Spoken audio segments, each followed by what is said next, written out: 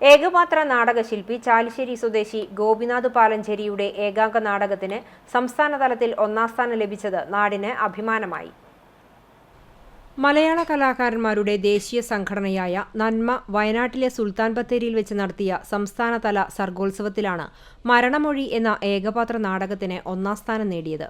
ഏതാണ്ട് ഒരു വർഷത്തോളമായി ലഹരിക്കെതിരെ ബോധവൽക്കരണത്തിനായി അവതരിപ്പിച്ചുവരുന്ന ഏകപാത്ര നാടകമാണ് സമ്മാനാർഹമായത്.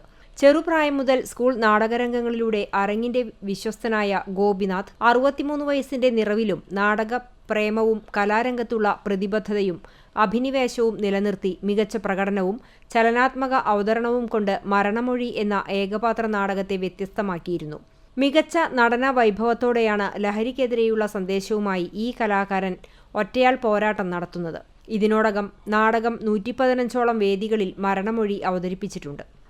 ആരോടാന്ന് വെച്ചിട്ടാ നിങ്ങൾ ഈ സംസാരിക്കുന്നത്? ന്യായം പറയണം.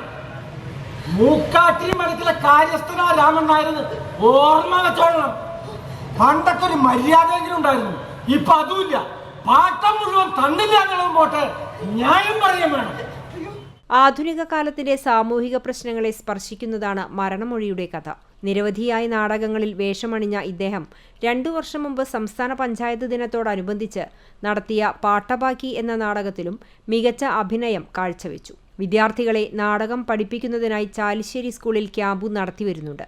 ഭിന്നശേഷിക്കാർക്കു വേണ്ടി പ്രവർത്തിക്കുന്ന സഹയാത്ര ചാരിറ്റബിൾ സൊസൈറ്റിയുടെ സന്നദ്ധ പ്രവർത്തകനുമാണ്. കൗക്കോട് പാലഞ്ചേരി ചോഴി കാർത്തിയേനി ദമ്പതികളുടെ മകനായ ഗോപിനാഥിന്റെ സഹധർമ്മിണി ഓമനയും ശില്പ കാവ്യ എന്നിവർ മക്കളുമാണ്. മരണമൊഴിയുടെ 116ാമത് അവതരണം ചൊവ്വാഴ്ച പെരുമ്പിലാവ് TMVHS സ്കൂളിൽ നടക്കും.